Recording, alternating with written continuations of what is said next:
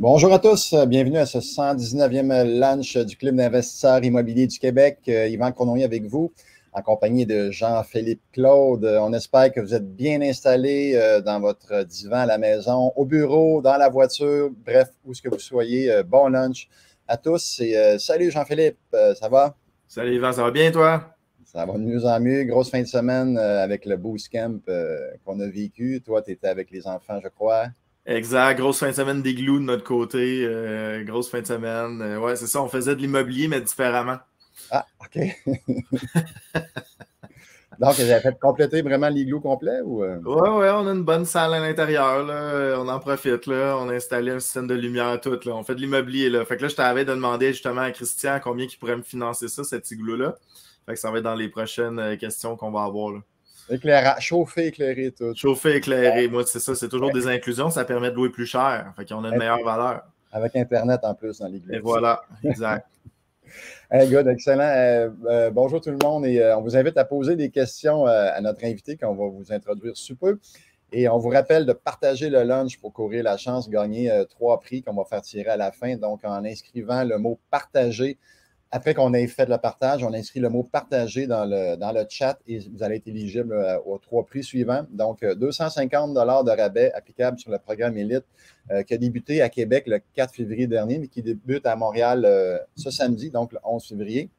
Ensuite, on a 95 applicables au Boost Camp du 4 et 5 mars prochain, donc une fin de semaine intensive de 13 heures. Que vous pouvez assister et avoir 95 de rabais et 45 sur IMO 101 qui a lieu en même temps que le bootcamp. Donc, ce n'est pas disponible les 2 jours. On peut prendre seulement la journée de samedi et avoir un rabais de 45 donc à vos claviers. Et sans plus tarder, on va vous introduire notre invité de cette semaine, courtier hypothécaire chez PMML. On a eu la chance et l'honneur de l'avoir il y a 2 semaines à la Semaine des millionnaires. Donc, Christian Pomerleau, salut. Salut à vous autres. Ça va bien? Ça va super bien. Puis effectivement, c'était une très, très belle semaine au Mexique. Il y avait beaucoup de monde, beaucoup de nouveaux. C'est ça qui m'a vraiment impressionné. J'étais content de voir tellement des nouveaux investisseurs, puis des investisseurs qui étaient déjà investisseurs, mais qui étaient nouveaux pour la semaine. Fait que c'était fantastique. En fait, il y en avait 120 nouveaux, fait que c'est quand même Ouais. une bonne proportion. Donc, aujourd'hui, on parle taux d'intérêt, on parle de financement hypothécaire et de plein d'autres sujets que les gens vont te poser en question dans le chat. Évidemment, rester dans le financement qui tourne autour de ça. Là, mais donc, est-ce que des gens se sont manifestés, Jean-Philippe? Pour l'instant, non. Il y a seulement des partages de votre côté. C'est sûr que le financement, c'est juste, selon moi, la partie la plus importante de l'investissement immobilier. Fait que soyez pas gênés. Allez-y poser des questions. APH, Select, taux d'intérêt, il va en devenir quoi? En fait, je vois avec ma première question, Christian, pendant que j'ai tout ton savoir pour moi. Donc, c'est la fin des hausses du taux directeur. Donc, ça va se refléter comment sur le taux, le fameux CMB, là, les obligations hypothécaires du Canada. Ouais, je ne suis pas habitué de le dire en français.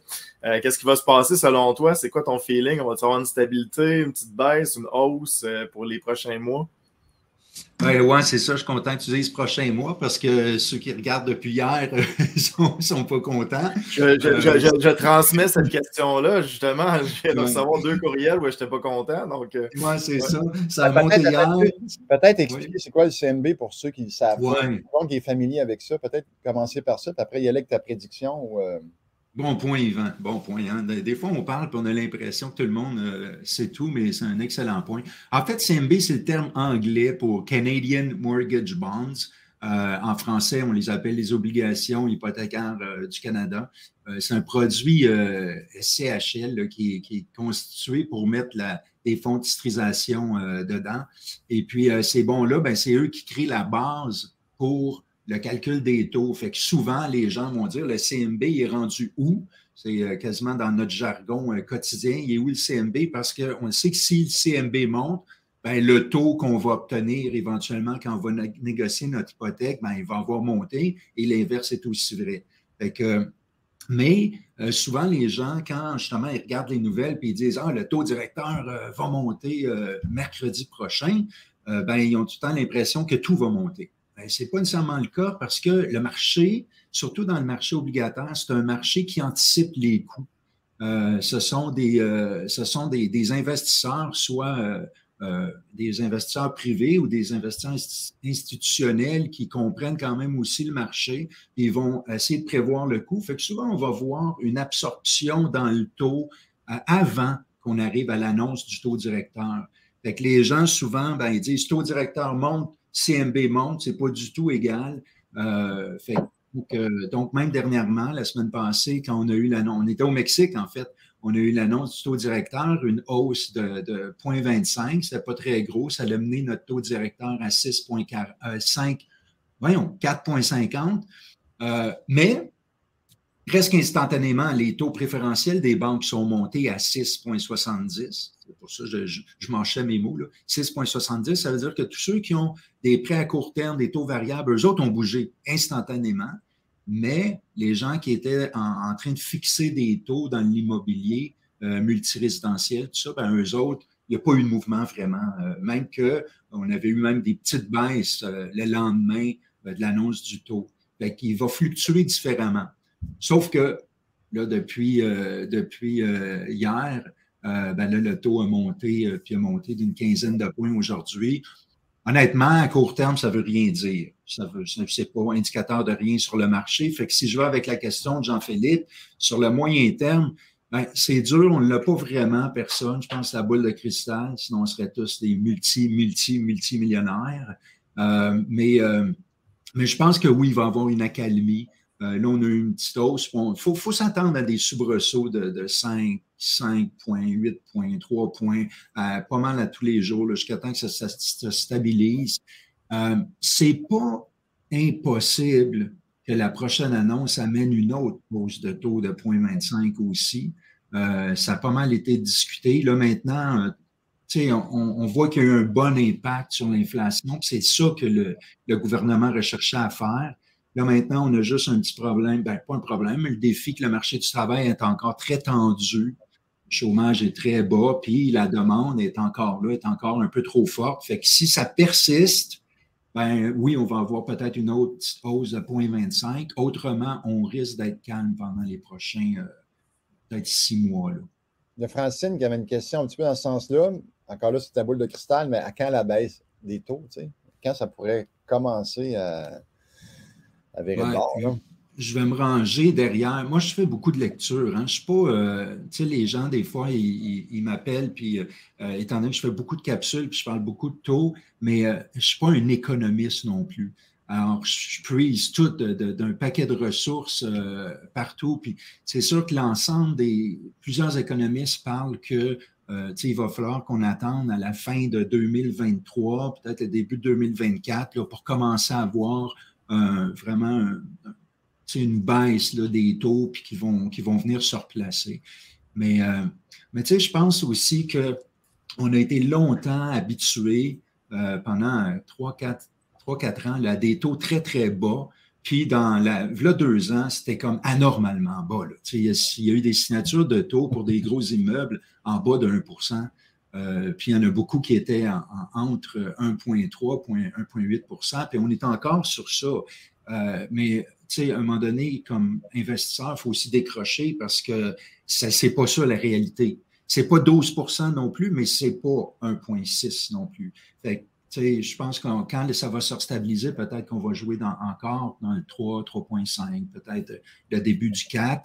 Moi, je me souviens, j'étais planificateur financier il y a une quinzaine d'années. Moins que ça, mais je veux dire, il y a une quinzaine d'années, les taux étaient autour de 9-10 %, puis ils ont commencé à baisser. Là, ça fait peut-être 20 ans, remarquez. Ils ont commencé à baisser à 9, à 8, puis je me souviens, là, les clients étaient tellement contents. Là, ouais, ça baisse à 9, ça baisse à 8, ça baisse à 7, puis c'était comme le party. Aujourd'hui, le party est inversé un petit peu. Ben, c'est vrai, c'était anormal. En fait, on était un peu ignare là aussi. Là, on vivait là-dedans. C'était presque à la normalité. Mais effectivement, un taux SCHL là, dans les bas 3, là, c'est que de retour à la normale, en tout cas, on le souhaite. Là. On n'est pas tellement loin. Jean-Philippe, cibler des questions. Oui, oui.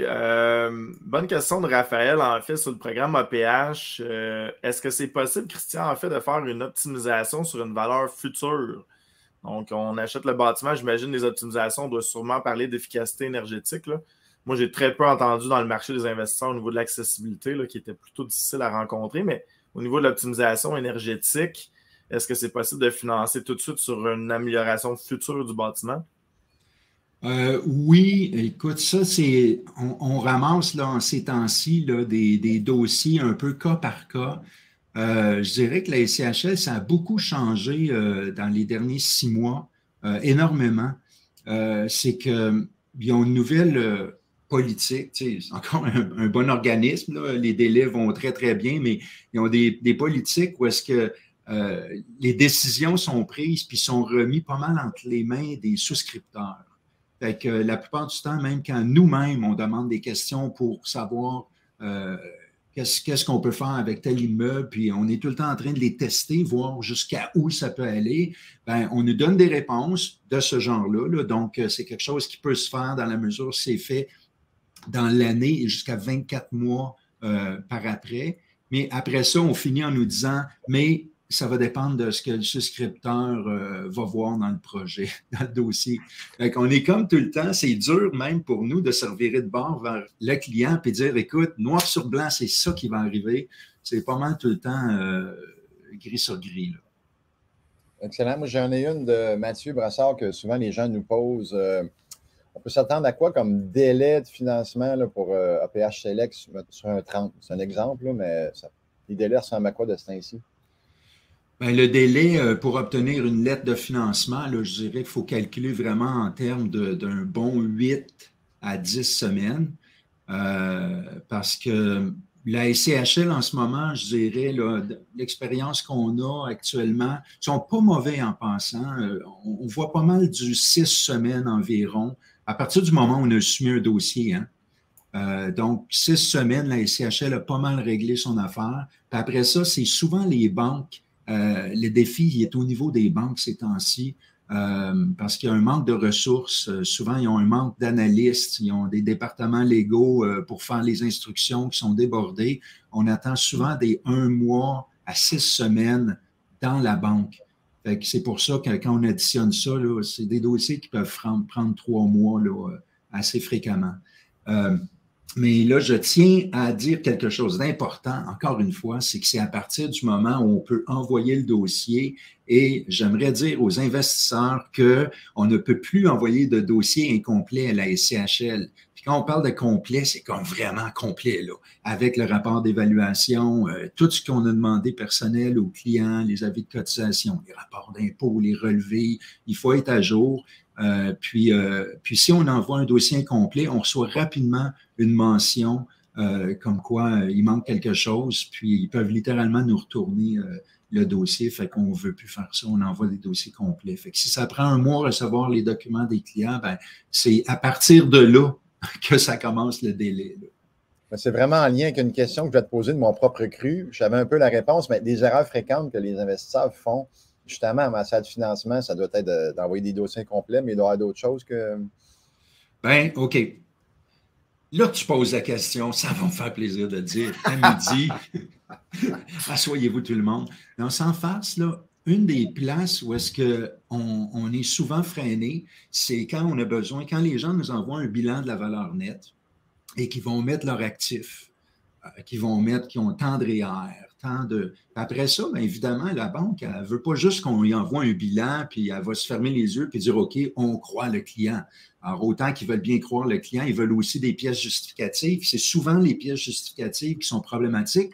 Les gens vont prendre leur téléphone, prendre une photo de leur REER de 250 000, mais tout ce qu'on voit, qu'on le reçoit, c'est 250 000, puis rien d'autre. On n'a pas de numéro de compte, on n'a même pas de date, on n'a pas de numéro de nom de client. Fait que là, après ça, on dit non, il faut un relevé complet. Puis là, on nous renvoie un autre relevé, des fois, qui, tu sais, mettons, d'une image, d'un écran.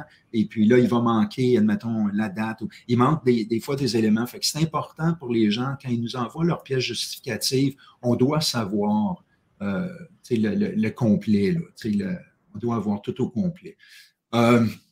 Les erreurs que les gens font, je dirais, c'est plus au niveau du timing. C'est bon que le client, quand il sait qu'il va faire une offre d'achat ou qu'il vient de la faire, qu'il nous appelle tout de suite parce que nous, on va lui dire, admettons, quand est-ce qu'on va faire sortir le rapport d'évaluation. Parce que quand ça traîne trop, puis le client il est déjà rendu passer l'inspection, puis là, il est prêt, là, il est vraiment prêt, mais on est obligé d'attendre un autre 2 à 3 semaines pour le rapport d'évaluation, ben nous, on est freiné d'autant. Parce que, par exemple, chez nous, PMML, ça prend 72 heures faire un montage de dossier puis le valider. Fait une fois notre 72 heures fait, s'il faut attendre un autre 3 semaines pour le rapport, fait que souvent, on préfère que les clients nous appellent, on a le temps de jaser avec, puis dire voici l'ordre des choses, voici les délais auxquels tu peux t'attendre, puis on essaie d'éliminer les enjeux, en fait. Là. Parce qu'on les voit d'avance, les enjeux, on a une idée même où est-ce qu'on pourrait envoyer le dossier. Là.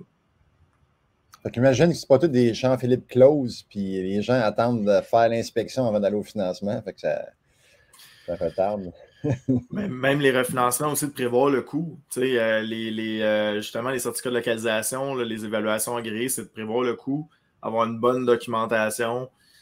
Puis en fait, je vais vous dire, d'expérience, évidemment, pour toi, Christian, c'est la même chose, là, mais ça s'en va pas en simplifiant. C'est toujours plus de documentation. Là, c'est tous les relevés hypothécaires, le dossier, le fichier de la SCHL aussi, là, avec tous les immeubles bien remplis. Donc, il y a énormément de travail à faire en amont. Donc, se préparer, surtout dans le cas d'un refinancement. Dans l'achat, on n'a pas le choix. On est dans le processus d'achat, évidemment. Mais dans un refinancement, là, de prévoir le coût, là, de se mettre peut-être des petits alarmes dans le calendrier 3 à 6 mois avant le financement qu'on veut faire. Est-ce que je suis moins de 10 ans sur mon certificat de localisation, moins de 2 ans pour mes tests de phase, mon évaluation, commander mon évaluation agréée, tout prévoir ça d'avance, là, ça fait une grosse différence. Ça permet d'être bien timé sur ces refinancements. En fait, tu as 1000 points dans ton commentaire, Jean-Philippe. Je vais essayer de les reprendre un petit peu, mais c'est rendu maintenant que les rapports d'évaluation, là, soyez pas surpris, messieurs, mesdames, des fois, les banques refusent des rapports qui ont plus que 6 mois. Avant 1 an, c'était toujours reconnu, puis ça faisait partie de ce qu'on pouvait présenter dans le marché. Maintenant, pas tout le temps, mais maintenant, des fois, ils nous exigent 6 mois parce que le marché bouge tellement vite, les TGA ils grimpent beaucoup plus vite à cause du marché des taux puis le marché de l'appétit des prêteurs. Ben là, maintenant, c'est réduit. L'autre chose aussi, pour la SCHL, dernièrement, quelque chose, il y avait certaines institutions financières qui prenaient des phases environnementales jusqu'à 5 ans de vieillesse s'il n'y avait pas de changement au niveau de l'immeuble comme tel. Maintenant, la SCHL les bloque quasiment tous systématiquement, c'est 18 mois maximum. Ouais, c'est 18 mois. Ouais, 18 mois, fait que soyez vigilants. Tu sais, je vous dis pas qu'un 2 ans passerait pas, mais en tout cas, on s'en est fait bloquer une coupe à 18 mois, fait que c'est juste que pour amener ça. Yvan, tantôt, tu disais d'autres erreurs. Ça m'a fait penser à quelque chose quand tu as parlé de certificat de localisation. Le zonage, c'est une des choses qu'on voit ces temps-ci. On a des clients qui achètent, admettons, un 18 qui est au rôle foncier, mais il y a 20 logements dans le... Puis là, ils ont toutes, là, tu sais, ils ont dit, oh oui, mais c'est un droit acquis, puis tout ça. Le problème des droits acquis, c'est rendu un des plus gros problèmes parce que les villes ne veulent pas se commettre à écrire qu'il y a un droit acquis. Ils ne veulent pas, puis là, ben, ça crée un problème parce que ça bloque rendu chez le notaire. On en a même sur des petits immeubles, là, un 5 logements en ce moment qui a été converti en 6. C'est parfait pour le zonage marche bien, mais le problème, c'est que il est toujours au rôle foncier, il est toujours comme un 5. Là, ben, la banque refuse de débourser, puis là, ben, on est en contact avec l'urbanisme, on a les permis, ça a tout été accepté, mais reste qu'on doit avoir un document qui mentionne que ça va éventuellement être au registre un 6, puis ça, ben, ça bloque. Fait que c'est un peu tannant parce que reconnaître les droits acquis, là, vous allez voir, quand on reçoit des lettres, là, puis que c'est l'urbanisme ou la ville, ils vont écrire cet immeuble semble avoir un droit acquis. Fait que le mot semble, il vient scraper toute la légalité. Là. Excellent. Merci, Christian, pour ta bonification. On va peut-être tantôt revenir avec quelque chose, je pense, aux assurances-titres, mais on reviendra peut-être tantôt si tu veux nous en glisser un mot si on a le temps. Mais j'aimerais faire des petites annonces et vous rappeler de partager le launch. On est quand même 180 déjà là, sur Facebook, à part les autres plateformes. Donc, merci d'être là et merci de partager pour courir la chance de gagner les prix. Et je fais quelques petites annonces pour le bien de tous et de chacun à noter à vos agendas. Donc, annonce en rafale, 354e événement de réseautage du club le 7 février à Montréal avec Jonathan Carrière qui nous fait une petite partie de son parcours. Puis ça va être un témoignage hybride avec aussi les technologies qu'il utilise et qu'on peut utiliser dans nos immeubles en tant qu'investisseur immobilier. Le 11 février, c'est la cohorte, nouveau groupe qui commence pour le programme Élite.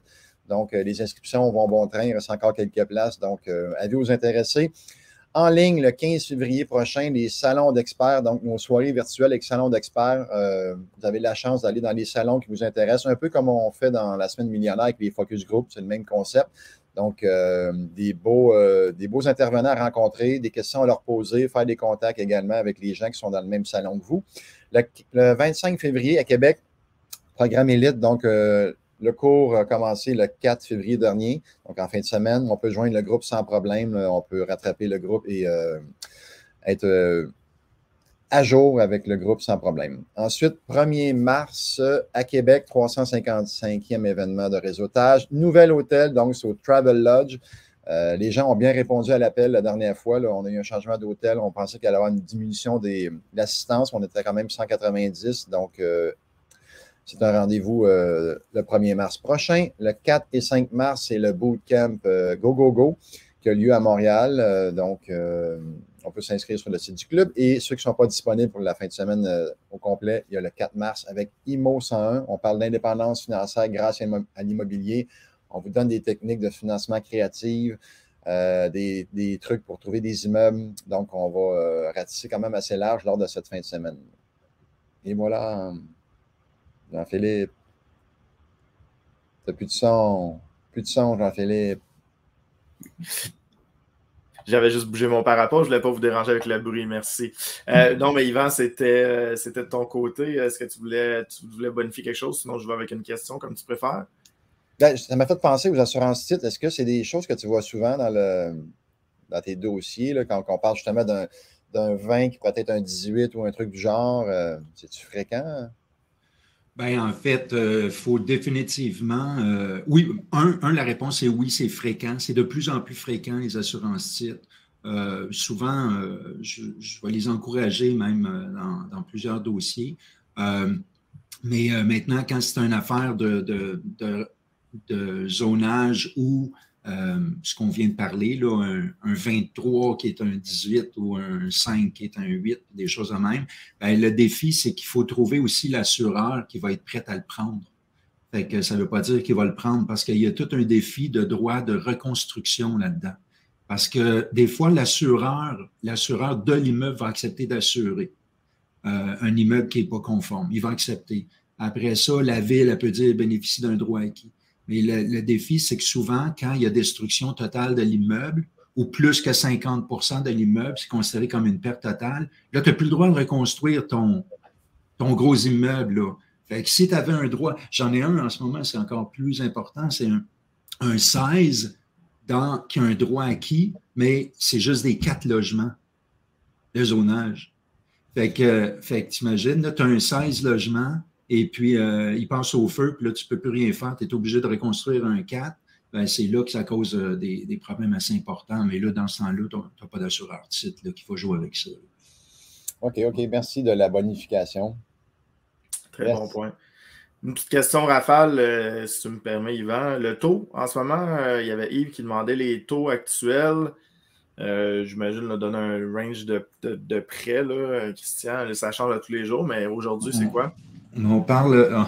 OK, je fais un aparté avant. J'ai-tu le droit? Vas-y. On va dire les taux. Okay. Ben, en fait, pour répondre au genre de taux, c'est sûr, bon, en ce moment, les taux pour du multilogement, mettons. Parce que la grande question, c'est quoi?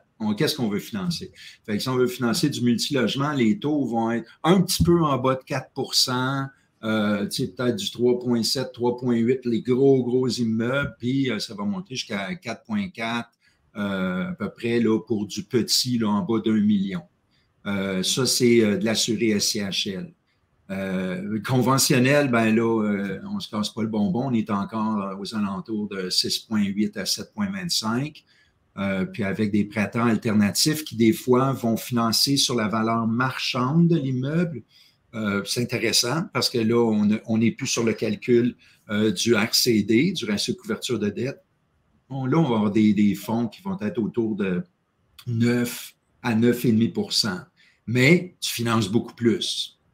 Fait que là, ma petite aparté que je voulais faire, ma petite parenthèse que je voulais faire, c'est que, tu sais, nous autres, comme courtiers, c'est ça, on a une expertise. Tu sais, notre boulot à nous autres, c'est d'être au courant de tout.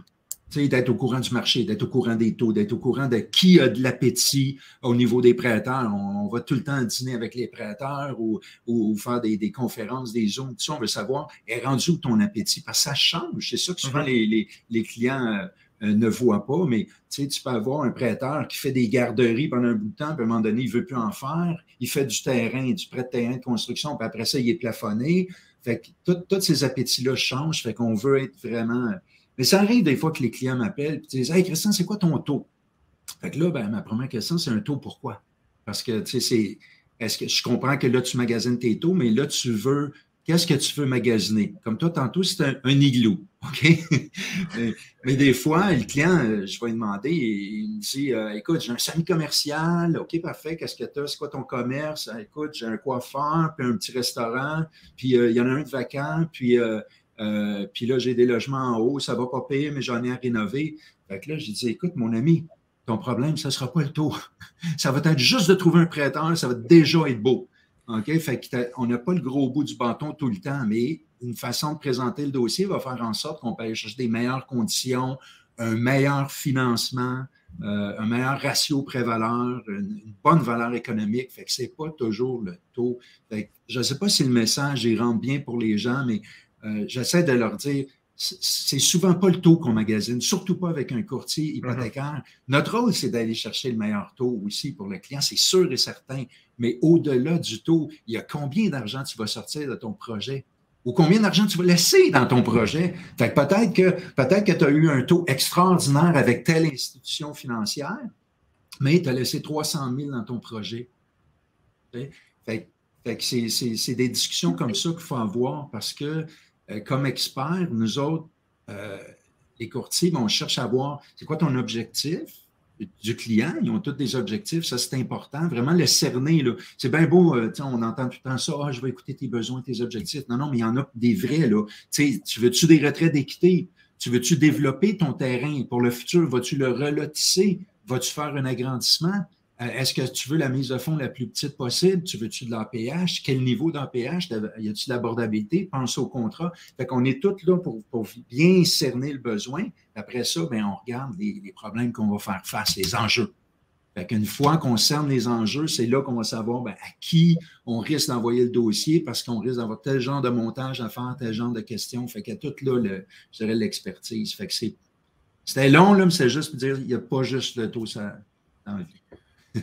100%. Je suis bien d'accord.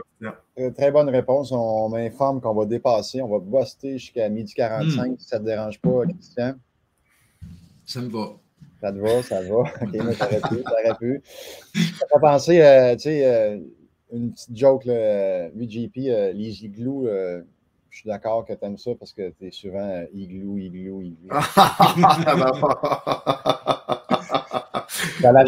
Au frontibus, au naintibus. C'est ça. Il fallait chercher loin. Petite question toute simple. Existe-t-il un document où il est écrit toutes les étapes et document pour bien se préparer? Oui, totalement. Nous, à chaque fois qu'un client va nous écrire, puis qu'on va comprendre son projet, on va discuter avec, puis après ça, on envoie une liste. Là. On l'appelle notre liste d'épicerie, mais on en a une de la construction, on en a une pour le conventionnel, on en a une pour l'APH Select, fait qu'on a des listes qui sont détaillées pour chacun des éléments. Mais en plus de ça, on va offrir au client un chiffrier pour le bilan de la valeur nette. on va un chiffrier pour l'historique sur 3 ans, un chiffrier qui est tenu de la même façon que la SCHL pour l'ensemble du portefeuille. Fait qu'on fournit tout ça aux clients. Jean-Philippe, tu en as eu l'expérience assez souvent. Là, on est assez complet dans ce qu'on fait. Là. Ouais, il y a beaucoup de travail. Genre, on le répète, Christian, ton message a passé, mais on le répète même du côté de l'investisseur. Préparez-vous. Les chiffres à jour, les loyers à jour, les taxes à jour.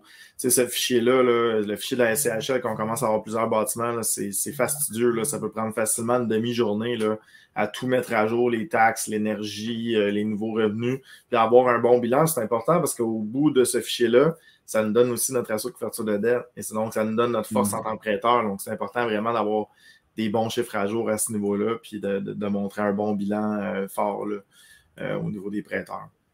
Ce qui est plaisant aussi, c'est que quand on envoie ce chiffrier-là au client, qu'on a travaillé un dossier, quand le client revient nous voir, parce que c'est ce qu'on adore le plus, nous autres, des investisseurs actifs, quand il revient nous voir, bon, éventuellement, s'il s'est passé 6, 7, 8 mois, on va renvoyer le même bilan au client, puis il y a juste à le mettre à jour. Fait que c'est pas une reconstruction complète.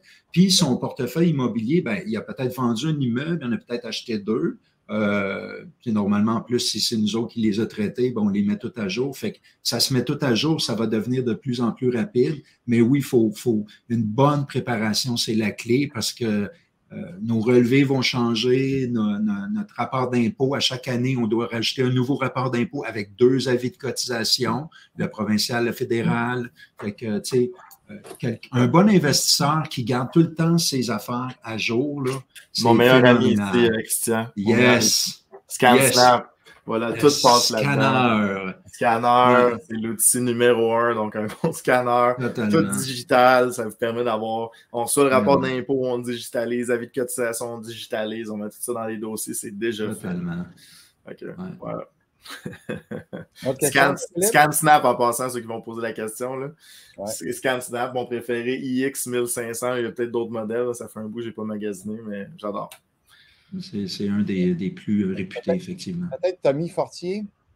Oui, Tommy. C'est une bonne question. Construction neuve, même construction neuve ou non, là. Je l'ai manqué celle-là. Attends.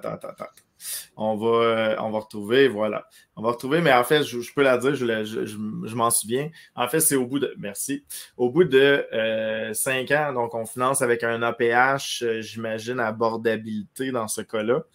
Parce qu'il pourrait avoir abordabilité économie d'énergie. Là. Abordabilité, au bout de 5 ans, on refinance. Qu'est-ce qui se passe? On peut faire les deux, en fait, abordabilité ou économie d'énergie. Christian, qu'est-ce qu'il y a eu dans 5 ans quand on fait un refinancement? Effectivement, c'est écrit dans la question, c'est que ça devient de l'existant. Fait que c'est le grand questionnement même que nous autres, on a des fois quand on regarde le programme, parce que je persiste souvent à dire aux gens, l'APH Select, c'est un excellent programme, ça a été lancé au bon moment, par hasard, et puis c'est un bon programme, mais il faut comprendre, par exemple, qu'il y a il y a ces enjeux, là. Et les 2 plus importants, je dirais, justement, le refinancement. Il faut comprendre que quand on s'est exposé à 95% ou proche de 95% de ratio pré-valeur avec un 50 ans d'amortissement, ben, je pense pas qu'il faut être trop calé en mathématiques pour savoir qu'on n'aura pas capitalisé énormément. Fait qu'on arrive, la prise de valeur va se faire comment? S'il y en a une prise de valeur, ça va être considéré comme de l'existant. Fait qu'il faut penser en termes que, maintenant, on ne pourra pas remettre une autre efficacité énergétique parce que l'immeuble, il risque d'être déjà performant. Fait qu'il va falloir vraiment, il faut faire attention, là. Je vois qu'il y a certains dossiers qui risquent d'avoir une potentielle, peut-être, soit de réinjection ou d'un refinancement qui est vraiment sa fesse.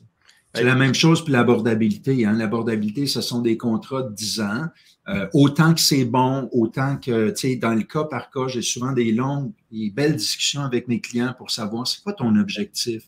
Est-ce que tu penses potentiellement vendre, tu sais, dans les prochains 10 ans? Est-ce que, si toi, tu veux pas vendre, est-ce que potentiellement, tu as un de tes partenaires, si tu as des partenaires qui pourraient peut-être décider que là, ça ne tente plus, là, qui veut changer d'idée puis vendre. Fait que c'est tout un défi parce qu'à ce moment-là, l'acheteur, tu vas devoir le forcer à assumer ton prêt, puis le forcer à prendre le programme en PH, puis finir le dossier. Puis s'il ne veut pas, ben, la SCHL, en ce moment, tant que ça ne change pas, en ce moment, ben, il pénalise le vendeur.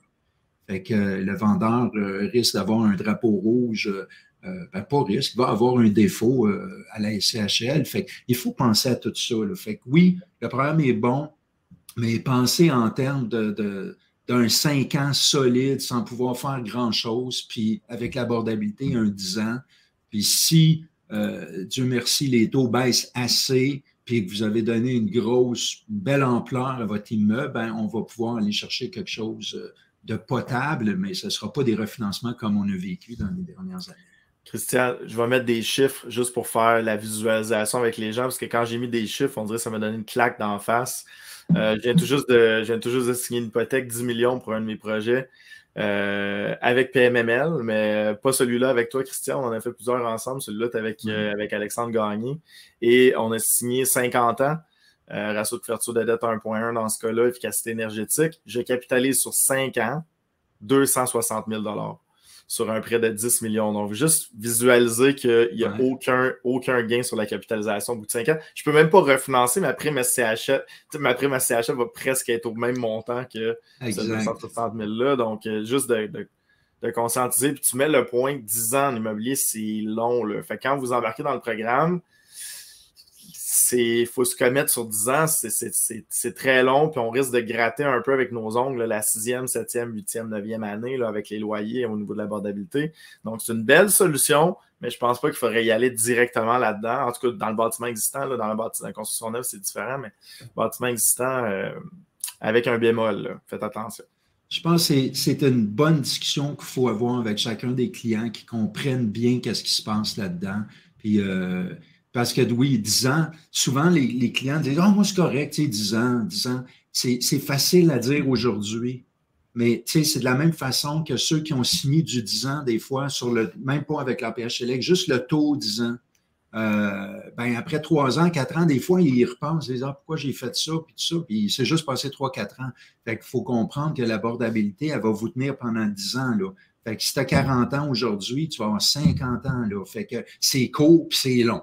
Fait que, donc, c'est un pensez-y bien. Encore une fois, tu sais, le programme, c'était parfait en 2022, là. Si l'APH n'était pas là, le marché serait... on serait un tiers des courtiers hypothécaires ne serait même plus là. Oui, ça a vraiment été la bouée de sauvetage, pour les taux. Là, le timing était excellent.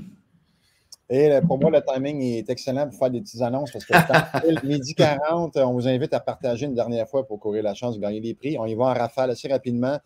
Donc, le groupe des femmes, mesdames, plus de 2000 femmes en font partie. Allez sur Facebook, joindre le groupe. On a le groupe aussi Facebook du club et non la page, mais il y a 6500 personnes. On vous invite également à joindre le groupe.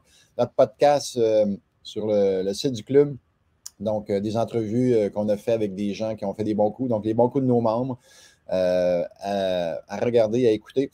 Ensuite, on a le IMAG 3e édition qu'on a lancé récemment, donc avec Martin Latulippe comme invité prestige. On a Ré Junior Courtemanche qui a passé la semaine avec nous, la semaine millionnaire, très généreux, fait également un article et une entrevue dans le IMAG. Donc, des conseils, des trucs à prendre en tant qu'investisseur. On a également nos membres corporatifs qu'on vous invite à faire appel. C'est une belle façon de garnir votre coffre à outils puis de bâtir votre équipe de rêve. Donc, allez sur le site du club, tous les détails sont là. On a notre programme de coaching le 11 février, comme on a dit tantôt, à Montréal, le 25 février à Québec, et la boutique de livres qu'on vous invite à consulter sur le site du club. Il y a plein de livres fort intéressants pour vous aider dans votre processus. Et voilà. Une petite dernière question peut-être, Jean-Philippe? Oui, c'est une question qui m'est souvent posée aussi, évidemment, dans un cas où est-ce qu'on ne va pas SCHL d'un terme de 5 ans. Christian, tu ferais quoi si on a cette flexibilité-là au niveau du terme? 2 ans, 3 ans, 4 ans? Qu'est-ce que tu prendrais? Là, on parle d'un conventionnel? J'imagine, parce que, en tout cas, du SCHL, dis-moi si on peut signer. On a eu des 3 ans un bout de temps. Ouais. Là, Jamais en APH en passant. Tu sais, du 3 ans, il y a comme 2 institutions, peut-être 3 là, qui font du 3 ans. C'est un produit qui est très dur. En fait, ce n'est pas la SCHL le problème. Hein. C'est que le produit n'existe pas dans le marché tant que ça pour le SCHL. Donc, on a le 3 ans qui peut exister de temps en temps, mais en abordabilité, il faut oublier ça. Mais en conventionnel, on peut avoir du terme 1, 2, 3, 4, 5, c'est sûr. Écoute, c'est dur à dire, mais au niveau de ce qui est dit par les économistes, c'est qu'ils s'attendent à ce que les taux soient un peu plus bas entre 1 an et 2 ans. Fait que c'est ceux qui veulent se figer pour la prochaine année ou 2 ans, probablement vont tomber dans un bon timing. Fait que, puis ceux qui ont vraiment, vraiment besoin, tu sais, no stress, puis qui sont à l'aise avec le paiement d'aujourd'hui, puis que même si ça baisse, ils ne veulent quand même pas de stress, ben, ils vont signer pour un petit peu plus longtemps. Mais autrement, je dirais 1 à 2 ans, ça risque d'être pas mal ça. C'est ce qu'on voit le plus en ce moment dans le conventionnel. Parlant de stress, les taux de qualification au-dessus des taux normaux, ça ressemble à quoi? Ben là, c'est fou. En conventionnel, là, Ouais, écoute, bon, OK, dans les deux. En conventionnel, écoute, c'est entre 7 et 7,5 les taux de qualif. Fait que, il y a des institutions financières qui m'ont dit, Christian, on n'a pas financé de conventionnel depuis 5-6 mois. À ce point-là, tu sais, des départements, des CDE, tout ça, qui n'ont pas touché à du conventionnel du tout, ça n'a été que du SCHL. Le SCHL, ben, ça dépend de la grosseur de l'immeuble. Les spreads au-dessus du CMB vont être, mettons, pour des gros dossiers, peut-être 40 à 50, 60. Puis pour les plus petits dossiers, bien évidemment, ça peut être 100, 110 points de plus ou 1,10 %. Ils voient 110 points de plus. Fait que ça ressemble à ça un peu les spreads. Okay. C'est un peu ça notre travail, Yvan. C'est nous autres, on appelle les banques à tous les jours, tous les courtiers de PMML à tous les mardis, on se rencontre, on se parle justement de qu'est-ce qui se passe dans le marché, c'est quoi le taux plafond, un maximum de la SCHL, sont rendus où les taux de qualification. C'est comme des masterminds qu'on se fait.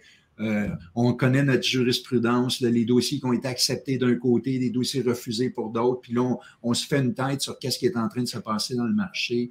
Fait que, c'est pour ça qu'on peut amener autant aux gens. Là. On a de l'expertise individuelle, mais on a de l'expertise de groupe.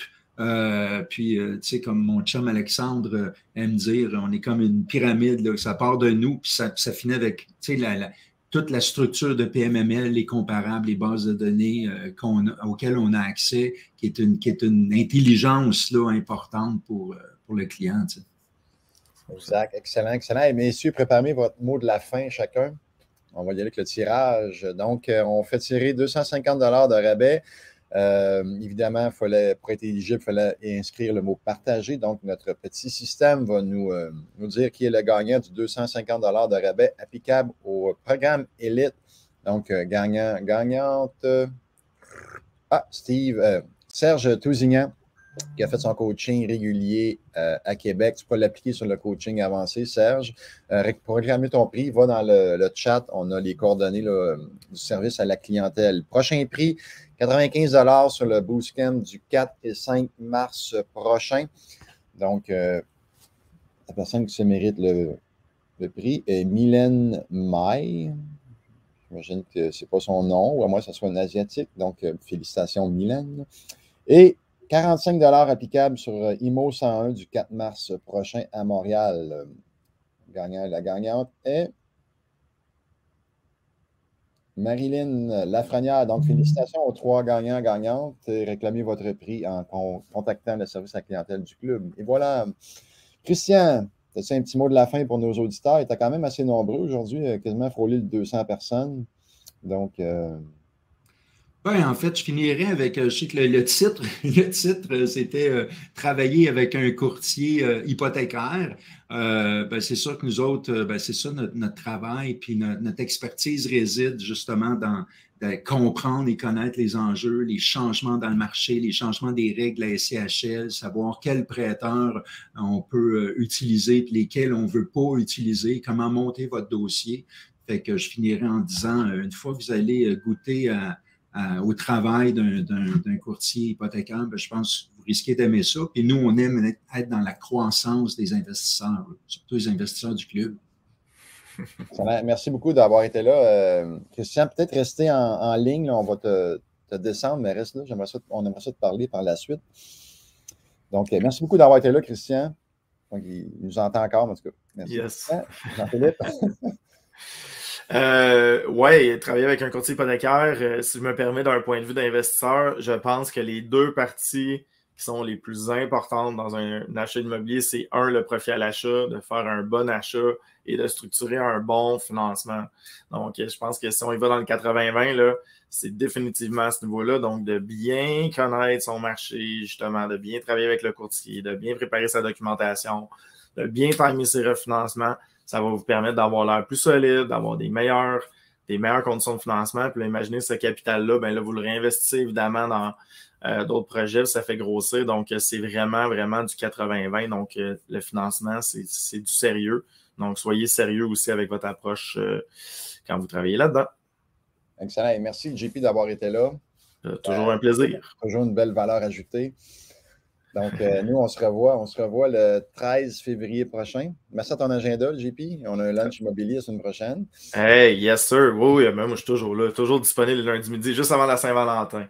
En plus, pour l'amour de l'immobilier. Là, tu as fait fondre mon cœur.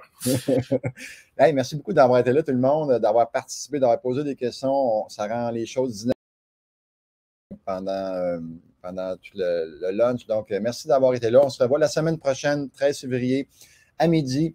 Préparez vos questions. On va vous annoncer sous peu quel sera le sujet. Donc, go à tous. Merci.